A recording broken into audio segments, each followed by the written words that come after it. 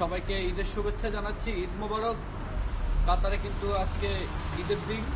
আপনারা জানেন পুরো মধ্যপ্রাচ্য জুড়েই কিন্তু চলছে ঈদ। তো সেই আমাদের কাতারবাসীও কিন্তু ঈদ করছেন, কিন্তু এবার ঈদটা একটু ভিন্ন। সবাই কিন্তু যে যার বাসায় অবস্থান করছেন, ঈদ উদযাপন করছেন। কারণ এখানে ঈদের যে জামাত তা কিন্তু এখানে হয় নাই। শুধুমাত্র কাতারের গ্র্যান্ড মসজিদে, একটি মসজিদে গ্র্যান্ড মসজিদে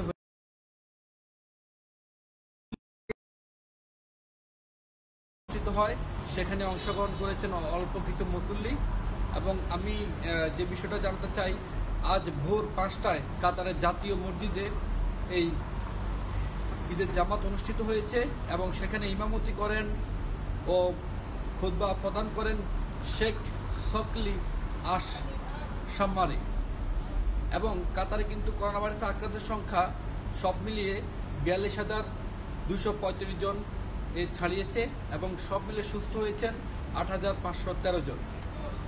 তো এবার ঈদ কিভাবে উদযাপন হচ্ছে এবং বিগত ঈদগুলা কিভাবে এখানে কাতার প্রবাসীরা দেখেছেন, তারই ধারাবাহিকতা আমি কথা বলতে চাই Qatar Bangladesh chamber of commerce and ইন্ডাস্ট্রিজের প্রেসিডেন্ট এবং কাতার বঙ্গবন্ধু পরিষদের কেন্দ্রীয় পরিষদের সভাপতি, কাতার কমিউনিটির নেতা মোহাম্মদ ইসমাইল মিয়া।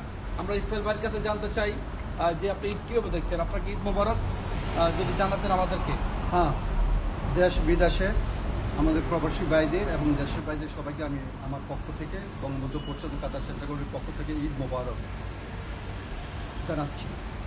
সাথে সাথে কাতারে যে আজকে ঈদের জামাত অনুষ্ঠিত হয়েছে সেটা আকাশ থেকে আপনারা শুনছেন। এখানে জাতীয় গ্র্যান্ড মসজিদ যেটা, সেখানেই ঈদের জামাত হয়েছে। ওনাদের ওই মসজিদের এই কর্মকর্তা কর্মচারীদেরকে নিয়ে প্রায় 40 জন দ্বারা ঈদের জামাত হয়েছে। কিন্তু আমরা যার যার মতো যার যার ঘরে না জামাত ঈদের নামাজ শেষ করেছি। ঈদের নামাজ শেষ করার পরে এখন আমরা এখানে আমাদের মতো করে আমরা আনন্দ উল্লাস করতেছি। এখানে যে আগে বিগত বছর ঈদগুলো করেছেন, এই বছর ঈদ তা কেমন পার্থক্য? বিগত বছরের ঈদ এবং এই বছরের ঈদে অনেক পার্থক্য।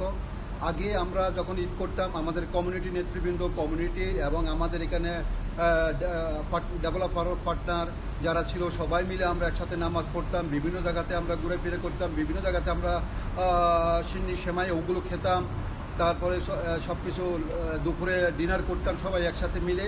এবার আমাদের সেই সুযোগটা হয় নাই, কারণ এবার আমাদের এখানে লকডাউনের কারণে আমরা কেউ ঘর থেকে বাইর হতে পারতেছি না। বিশেষ কারণে ফার্মাসি অথবা গ্রসারি ছাড়া আমরা কেউ বাইরে গেলে আমাদের একটু প্রবলেম হয়। এখানে কাতার সরকার এটাতে বেশ কড়াকড়ি করেছে যাতে করে আমরা এখানে ঘর থেকে কেউ বের না হয়। কারণ এখানে আজকে গত কয়েকদিন থেকে আমাদের পেশেন্টের সংখ্যা অনেক বেড়ে যাচ্ছে, যার জন্য কাতার সরকার এখানে প্রচন্ড করতে চাই। আপনি যদি এই বিষয়টা জানাতেন, যেহেতু আপনি একজন কমিটির নেতা, আপনার কাছে অনেক তথ্য রয়েছে।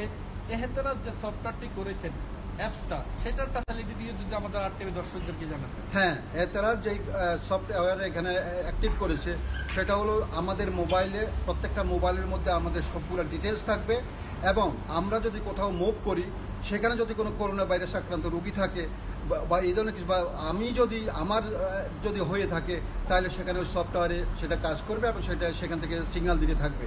তখনই তারা আমাদেরকে আমরা বুঝতে পারবো সেখানে করোনা ভাইরাসের রোগী আছে, বা তখনই তারা আমাদেরকে সেখান থেকে ফলো আপ করবে। এবং যদি আমি ওখান থেকে চলেও আসি করোনা ভাইরাসের রোগীর কাছ থেকে, তাহলে ওই করোনা ভাইরাস থেকে কয়জন লোক ওখানে গেছে, কোথায় গেছে, কি করছে, তখন সেই তাদেরকেও বের করে ওরা তখন টেস্টিং করতে পারবে বা ওখানে কোনো ভাইরাস আছে কিনা তা টেস্ট করতে পারবে। উপলক্ষে তো সবাইকে বলেছে যা যা বাসা অবস্থান করছে, তারপরে তো কিছু কাতার প্রবাসীরা ঘোরাফেরা করছেন, তাদের বিষয়ে যদি কিছু বলতেন। হ্যাঁ, ঈদ উপলক্ষে যারা ঘোরাফেরা করতেছে, আসলে দিনের বেলা তেমন একটা না, এখানে এখন প্রচণ্ড গরম। সন্ধ্যার সময় আমাদের শুধু আমরা না, প্রবাসীরা অনেকেই ঘর থেকে বের হয়ে যায়, তাদের নিয়মকানুনকে, ল অ্যান্ড অর্ডারকে অমান্য করে।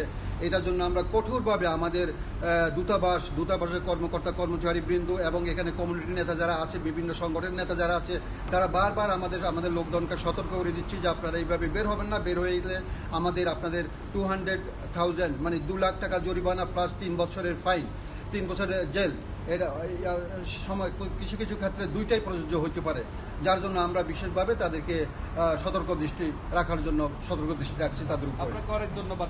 Thank you very much, thank you আর্থিক এবং আর্থিক কলা কৌশলী এবং মিস্টার আকাশ আকাশকে আমার পক্ষ থেকে কাতার বাংলাদেশ চেম্বার এবং কাতার বঙ্গবন্ধু পরিষদের পক্ষ থেকে আমি ধন্যবাদ জানাচ্ছি। ধন্যবাদ। Thank you. দর্শক, আমরা যে বিষয়টি জানলাম, উনি আমাদেরকে যে বিষয়টি বলেছেন, সবাইকে কিন্তু যার যার বাসায় অবস্থান থাকার জন্য বলেছেন। আমি কিন্তু দর্শক দেখা যাচ্ছে আমার পেজে কিন্তু দেখতে পাচ্ছেন এখানে থেমে থেমে গাড়ি চলছে, যদিও আগের মতো না। এটা কিন্তু কাতার আজারের দোহার মানসুরা একটা বাংলাদেশি অধ্যুষিত এলাকা। এখানে কিন্তু প্রচুর প্রবাসী বাংলাদেশিরা কাজ করেন এবং তাদের ব্যবসা প্রতিষ্ঠান রয়েছেন এবং অনেকের এখানে বাসা বাড়িও রয়েছে। তো এই জায়গাটাতে কিন্তু আসলে আমরা দেখতে পাই অন্যান্য সময় কিন্তু ঈদের সময় এখানে প্রচুর লোকজন থাকতো, কিন্তু আজকে সেই পার্থক্য হয়েছে শুধু করোনা ভাইরাসের কারণেই। শুধু এখানে কিন্তু এখন লোকজনের সংখ্যা অনেক কমে গেছে। আমি আরেকটা জিনিস তথ্য জানাতে চাই দর্শকদেরকে, কাতারে কিন্তু গতকালকেও 2 জন মৃত্যুবরণ করেছেন এবং সব মিলিয়ে মৃত্যুর সংখ্যা দাঁড়িয়েছে 21 জনে। এবং দর্শক, কাতার প্রবাসী যারা রয়েছেন, আপনারা যার যার বাসা অবস্থান করেন, কাতার সরকারের নিয়ম কানুনগুলো মেনে চলবেন। আপনাদের সাথে আবার দেখা হবে। ধন্যবাদ সবাইকে। এই ছিল কাতার থেকে সর্বশেষ তথ্য।